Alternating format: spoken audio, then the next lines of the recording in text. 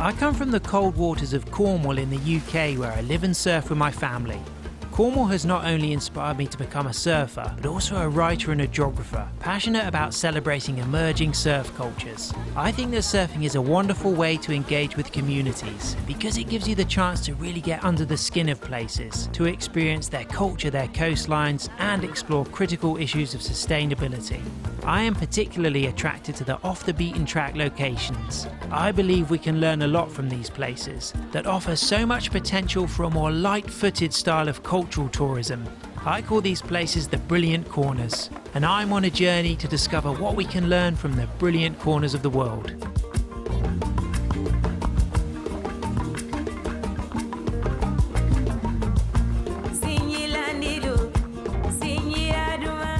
The Indian Ocean island of Madagascar is so big, brilliant and unique it's often called the 8th continent.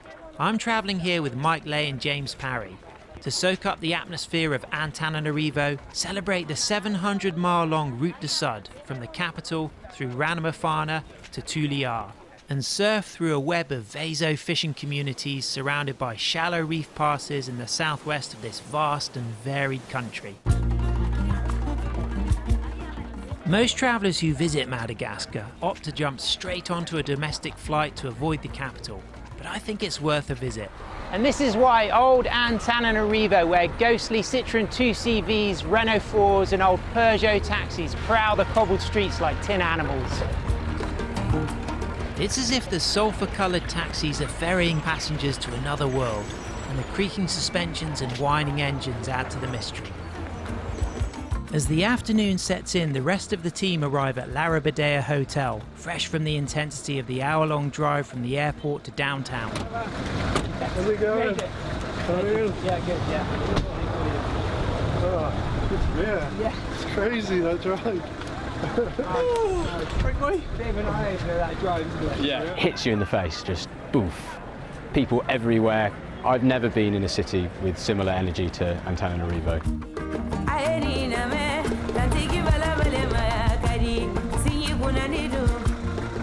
I've gathered a solid crew for this trip. Van's team rider James Parry is known around the globe as a longboard maestro, as good if not better than anyone on the nose you'll see anywhere. He's also a photographer, great footballer and surfboard shaper, who cut his teeth at home in Cornwall, but has recently been living in Australia, where he met his partner Paige Madison, a professional surfer and model from Queensland. Mike Lay comes from the historic mining capital of St Just in Cornwall, and has been raised in the beach breaks of Sennen Cove to become one of the most stylish longboarders in the world, sponsored by Reef and working seasonally as a lifeguard. He's also a published poet with a degree in creative writing, and Mike's partner is Frankie Davies, at the forefront of a new generation of outstanding British country musicians.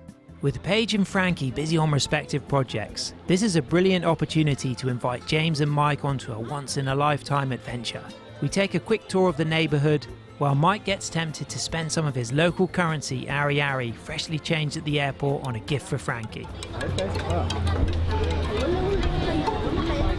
It's good. The following morning, we're jumping into a taxi to look around town. I've experienced some pretty sinister feeling capitals like Port-au-Prince in Haiti, where the voodoo vibe brings your skeleton out to dance, but there's a special feeling of otherworldliness here in Antananarivo. Even the drivers operate in another automotive world, running their taxis by bypassing the fuel tank to run straight from a jerry can in the footwell.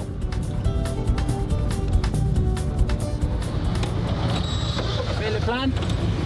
Complet? You cannot deny that this place has style.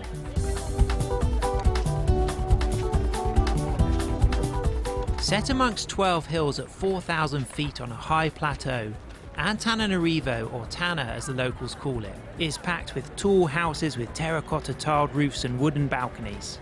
The traces of a swanky French colonial city are everywhere in Houtville, or Upper Town, which is filled with classy restaurants and upbeat Saligi music blasting out of bars.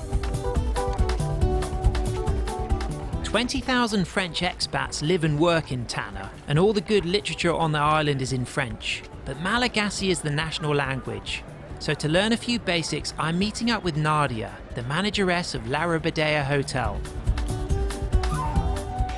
In Malagasy, two words to say hello is manaona or salama. Please and excuse me, it means azafadi. And the word for thank you is misauta. And the word for goodbye is veluma. I asked Nadia a little bit about the culture of Madagascar, and she explains that long before European colonialism in the late 1800s, the original Malagasy settlers came from Indonesia and Malaysia 2,000 years ago, ultimately mixing with Bantu-speaking peoples from Africa. Traces of this lineage are widespread, from the language to the terraced rice paddies. But the attention soon turns to surfing, and we meet up with a fellow traveller just returning from a 2-week trip. Lena is a doctor from Austria, flying home tomorrow, and I ask her why she visits Madagascar and what we can expect on our surf adventure. For me, this is paradise. It's not only the waves, it's just the entire surrounding as well. I love to go to remote fishing villages without solar panels, without Wi-Fi, and you're just in very basic huts. You're so close to all the people in the village, and it's just very authentic.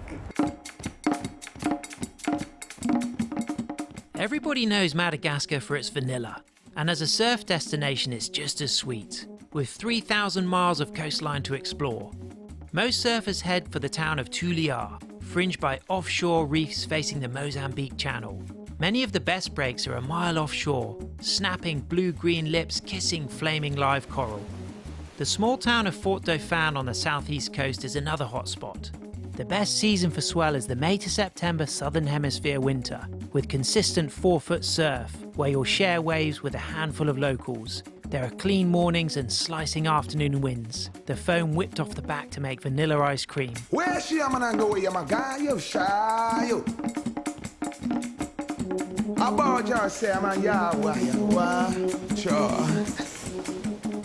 We could fly direct into the southwest and the heartbeat of a swell, but we'd miss half the adventure and the chance to see the body of Madagascar. So we hire a Buxis van and a trusted driver for the 2-day road trip, leaving early the following morning.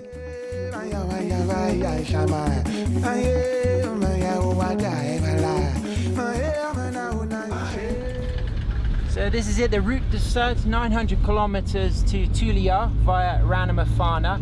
And this is our driver, Eric. Salama, Eric. Salama. Will we see any Dahalo on the way? No. No bandits? No time. What about at night time? Night time, yeah. Oh, so as long as we drive in the day, it's safe. The mysterious Dahalo are the bandits of Madagascar, who roam some areas at night to steal zebu cattle and hold up wagons, most of which are slow moving, because less than 15% of the 25,000 miles of roads in the country are paved. In some places 40 miles takes 6 hours, but this is the best road on the island, and heading south is paved with hope. Where the population thins, rice paddies take over. And we're soon moving through Siafahi, Ambatalapi and Antananarivo. Kind of hard names to get your tongue round, but great places to experience as we stop for snacks. Tasty? Oh, yeah. How'd you lose your tooth? Onwards through Antsirabal, Ambo Satira and Ambo Hamamimosa.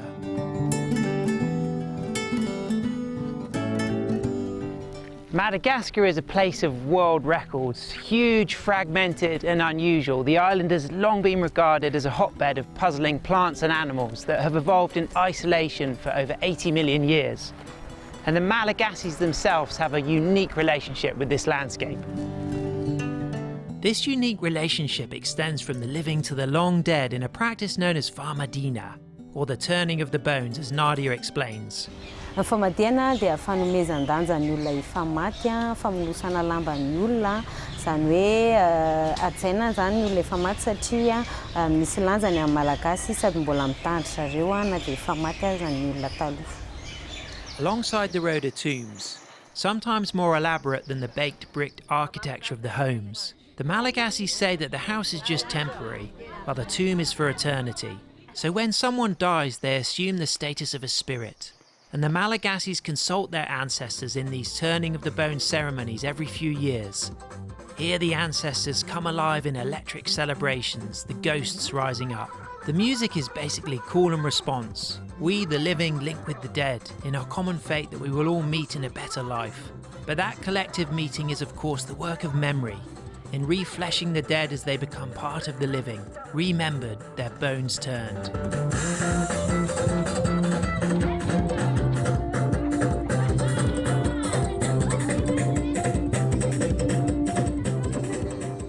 As the landscape changes from bone dry to lush green, we arrive in the rainforest of Ranamafana.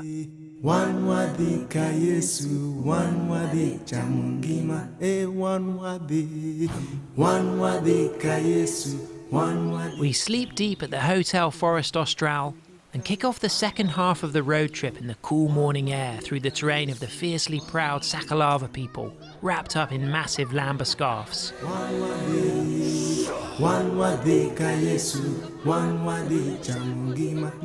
Place is incredible as a photographer. The colours are beautiful, the subjects are beautiful, the people are just amazing and smiley, happy, friendly people. Then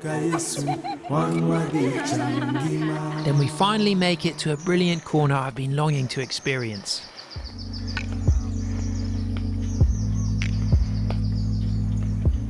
Well, outside of Madagascar, there are just two varieties of baobab, the African and the Australian. But here there are 7 species alone, and these live for thousands of years and endure seemingly endless periods without water. And when they do die, they rot from the inside and simply collapse into a heap of fibres. So it's no wonder that in African folklore they don't die at all, but disappear as if by magic. Some baobabs reach 40 or 50 feet and are known by the Malagasys as Renala, the forest mother, because they can hold 200 gallons of fresh water inside.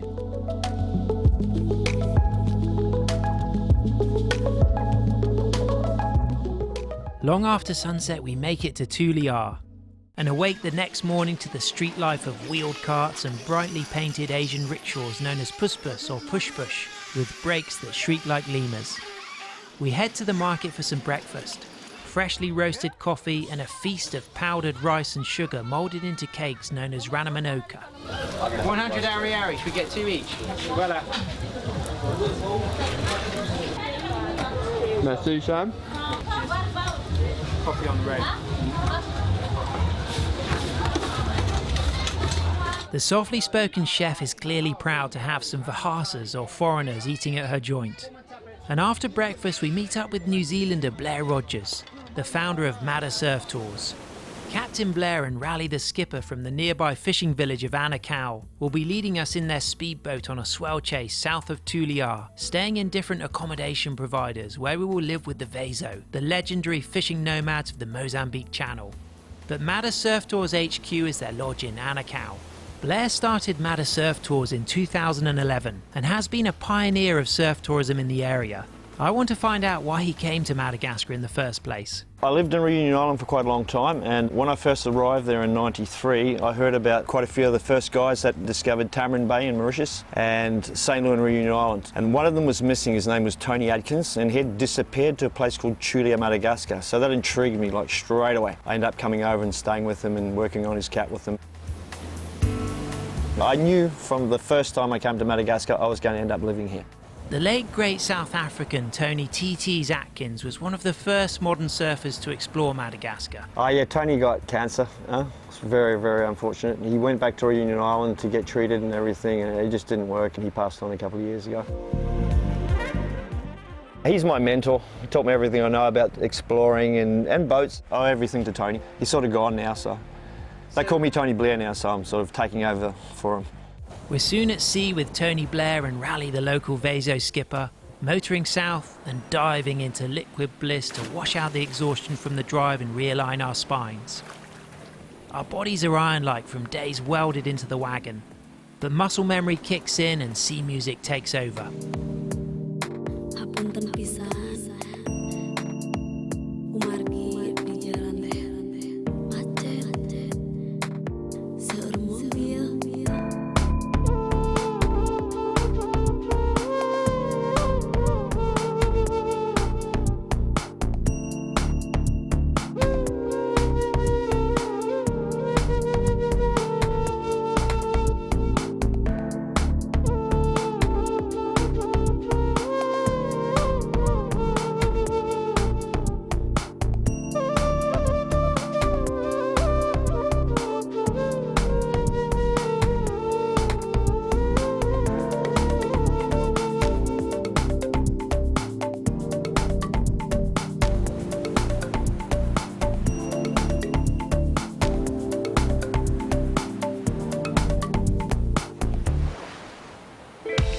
Next time on Brilliant Corners Madagascar, we check in at Mada Surf Lodge in Anakau and learn about the long history of wave riding here. Do you think that the Asian ancestors would have ridden the boards thousands of years ago?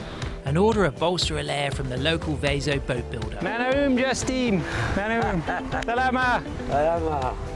C'est très bon, c'est parfait.